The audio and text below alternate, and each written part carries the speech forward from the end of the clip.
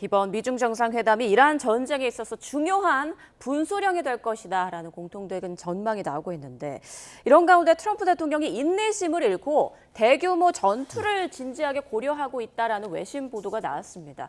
중국 방문을 마치고 미국으로 복귀해서 대규모 군사적 공격을 감행할 가능성도 있다고 보세요? 예, 가능성이 높아지고 있다고 보고 있어요. 그러니까 말씀해 주신 것처럼 미중 정상회담이 그 협상 그 진전이나 아니면 전투 재개를 위한 변곡점이 될 거라고 보고 있습니다. 예. 트럼프 대통령 입장에서도 중국의 역할을 마지막으로 기대해 보고 그것이 자신의 의도처럼 따라오지 않는다 생각을 하면 이제 그 다른 대안을 실행해야 될 시기가 온 거예요. 그러니까 미국은 정치 경제적으로 압박을 받고 있는 거고 이란을 생존을 통해서 지금 그 생존을 위해서 버티고 있는 거기 때문에 시간은 이란이 더 많다고 볼 수 있습니다. 그러니까 미국 입장에서는 중간 선거도 있고요.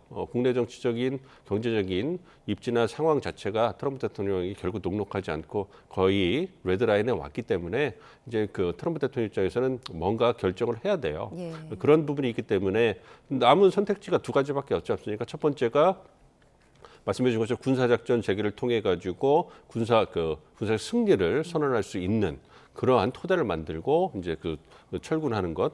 두 번째는 이제 경제적 압박 작전을 갖다가 그 끌고 가면서 이제 그 이란의 핵을 포기시키도록 하겠다.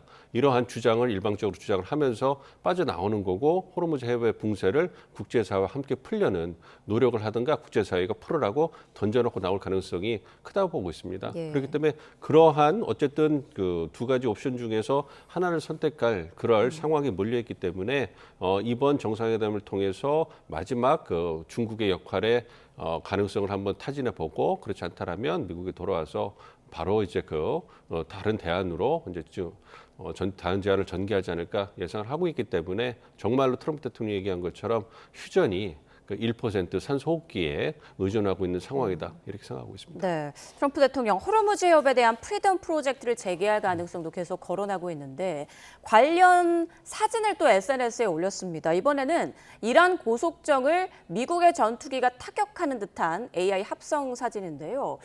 글쎄요, 이게 이렇게 계속 사진을 올리는 게 어떤 득이 되길래 계속 사진을 올리는 걸까요?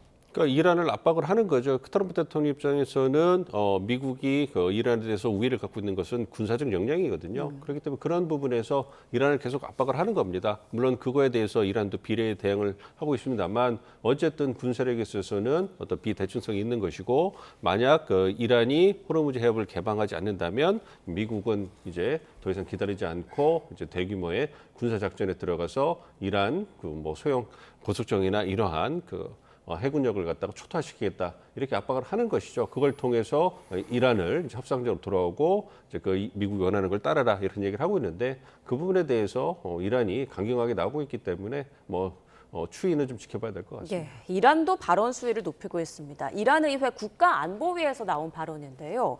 이란이 다시 공격을 받게 되면 우라늄 90%를 농축하는 방안도 검토하고 있다. 네. 이거는 핵 개발 수준으로 농축을 올리겠다는 거잖아요. 그렇습니다. 농도를. 440kg 이상 되는 거 60%, 순도 60%죠. 이미 농축이 돼 있습니다. 예. 근데 이걸 몇 주만 더 농축을 한다면 바로 90%로 갈 수 있고요.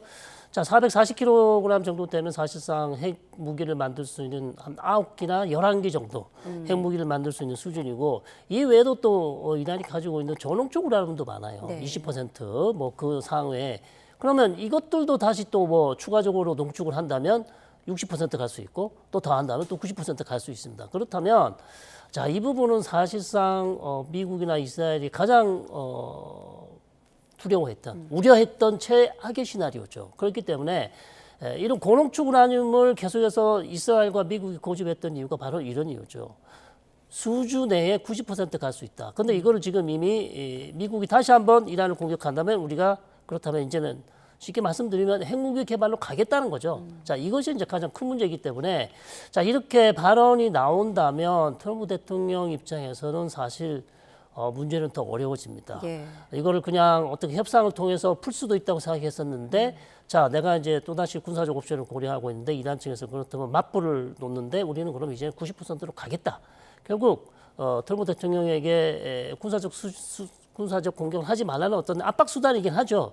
그러나 이란 측에서 어떻게 보면 뭐 최고 지도자는 아니지만 이란 의회 쪽에서 국회 쪽에서 나온 얘기이기 때문에 자 그렇다면 이란이 그러면 이제 90%로 간다면 과거에 이란 최고 지도자가 절대 핵무기 개발은 이슬람 우리 사상에 위배된다. 핵무기 개발은 절대 안 된다라고 했던 파트와라는 어떤 법률 해석까지 했었는데 이거를 지금 거스르고 이제는 90%로 가겠다고 얘기했기 때문에 오히려 저는 이런 발언이 이란의 입지를 더 좁게 할 수도 있고 반대로 트럼프 대통령의 지금 전쟁을 수행하고 있는 전쟁에서 정당성을 부여할 수도 있는 그런 역효과를 낼 수도 있는 상당히 조금 위험한 발언이다 이렇게 보고 있습니다.